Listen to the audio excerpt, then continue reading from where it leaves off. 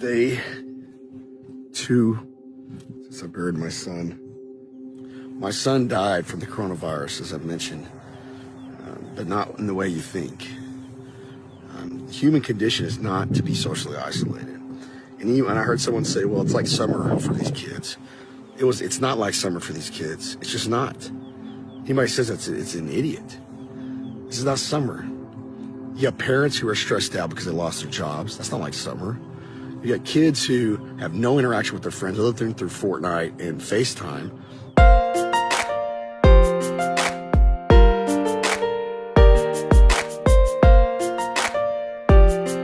That's not like summer. You have kids who can't go run off their energy at PE class. They can't get that one hug from their teacher that they needed. There's social and emotional challenges beyond comprehension. And we're only going to begin to understand the effects, and it will be incredibly hard to track and incredibly hard to prove my thesis because the network effects of how this all happened, the butterfly effect, is too complicated. But my belief is that we have a bubble, a social and emotional bubble that's about to burst. And it's been coming for a while. I think Hayden was an incredible kid. He wasn't depressed. He wasn't someone who moped around. I mean, like any teenager, he was hard on himself at times. Probably a lot like me, pretty competitive guy.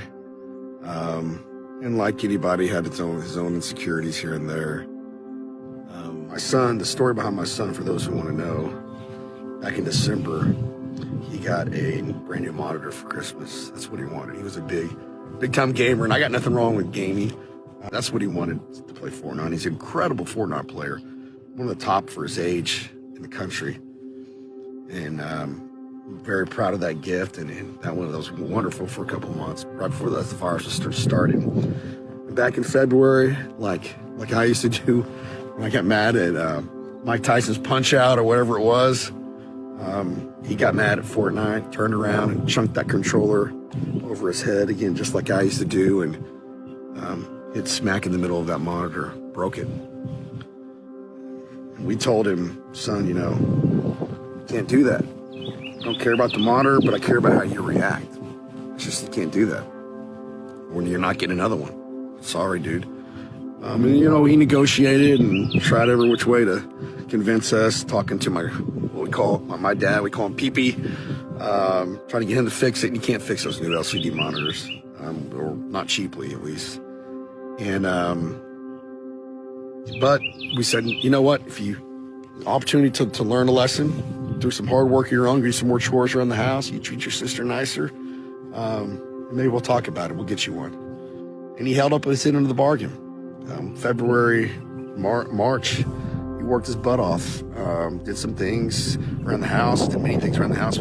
I could see just a wonderful change in how he treated his sister, which brother and sisters always fight. There's nothing unusual about that, but just learning. He was evolving, he was growing, he was becoming a man, 12-year-old boy. And, a week and a half ago, we had a wonderful day where me and Hayden were supposed to go get haircuts at my office. Both of us were getting shaggy as can be. And my water in my well went out. And, I needed help to fix it. So I called the smartest guy I know, which was my dad. And I hadn't seen him because of the virus. I hadn't allowed him to go to work. I said, you got to work from home, man. I was worried about my dad just like everybody else. But he came over, helped me fix the well. It was a beautiful sunny day. We had a glorious time. Me, Hayden, and him fixing it.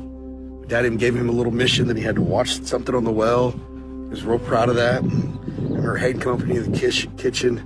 I gave him the biggest hug, and I kissed him on the hair. I hugged him tight for some reason. I didn't know what the last time I'd hug him. My dad did the same, and we talked some more. And Hayden went upstairs to his room. My dad had to go. I had to take a phone call. April went to go pick up a friend. The social isolation, we kind of reached a point where we felt like it was counterproductive. So we're going to let her have her friend spend the night, and they were going to get some food. And my dad left, April left. I went into my room real quick. Just my little daughter, me, and Hayden were at home. I took a call. It took about 25, 30 minutes. Walked outside, and my 8-year-old daughter came down the stairs and said Hayden hung himself. And I ran upstairs. I tried. I want nobody ever feels to see what I saw and to feel this pain. I want nobody. And as we found out, you know, we were in shock the first couple days. Just where did this come from? How did this happen? I'm a horrible parent. Horrible. And come to find out that he had broke his monitor again. And in just a rash of emotion and probably anger at himself and maybe scared to get in trouble and embarrassed and all these emotions, you know, I went in his closet and rudimentally did something that I know he regrets. The kicker of it was 3 days before his 13th birthday, and he was so excited about that birthday. So excited about his birthday. And he was gonna get a controller, some new controller that was gonna really make his Xbox game better, or his Fortnite game better. And so when he broke his monitor, I believe he felt like he ruined his party. He ruined his birthday. You already couldn't have a birthday party because of social isolation. Imagine that as a 12-year-old boy. You know, it's gotta be. Those are the things you look forward to as a kid. And then you accidentally ruin it because you break your monitor and you aren't gonna be able to use your birthday present here in a couple days, and you can't go see your friends. And you're stuck. You didn't have PE class and run it all out, and you know all those things. Everybody's playing Fortnite across the country. Kids are staying up later than they are, so they don't have the skills. We as a society, me as a parent, us as parents haven't necessarily given them all the tools to properly handle. And in that moment, probably not understanding the finality of the situation, went in the closet and got himself in a situation I believe he couldn't get out of, and might have been an accident.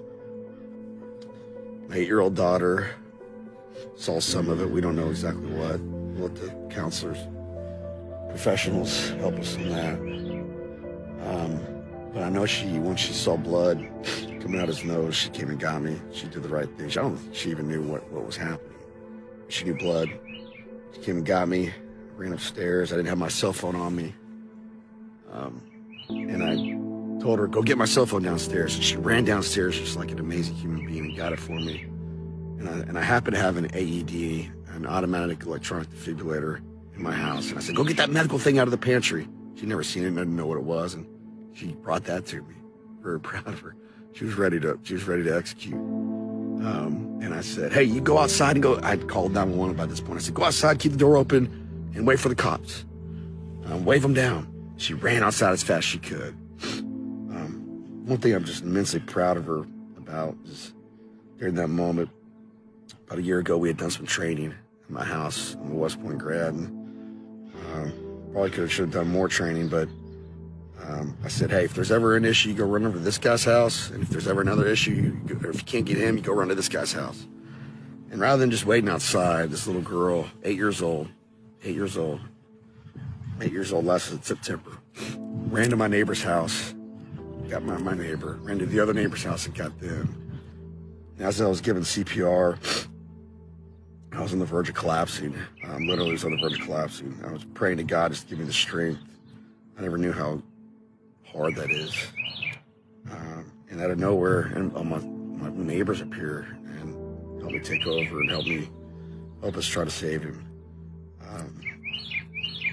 Social isolation is hard enough for adults. It's even more hard for our kids. And I've been saying COVID killed my son. I believe it, but not how we think. I believe my son would be alive today if he was in school. And that's not to discount the massive suffering around the world around this virus. I thank you all for listening to me. I need to get this off my chest. I'm now one of Hayden's soldiers, who was a soldier of God. And what's a horrible tragedy, I'll be damned. I'll be damned if I don't make this a little bit better. And politicians, for those of you who made the decisions you made, I know you're not perfect, but there's got to be accountability. And not accountability like I'm doing it in a bad way. Accountability in what's legally right, my rights as a citizen, which is to speak out, which is to influence change. And if I don't think you're a good enough leader, I can spend my pocketbook and my time and my effort to get you out of there. I don't want my son to just remember to be the last mistake he ever made. Nobody wants that. I don't. But I want his memory to be that smile. I want his memory to be his heart, his dedication, his tenacity. And I want his memory to be that he made a big difference in the world and lit a flame, spark around the world. I love you all. Thank you all for your support. All my friends, all my family. And buddy, see you soon. Thanks, guys.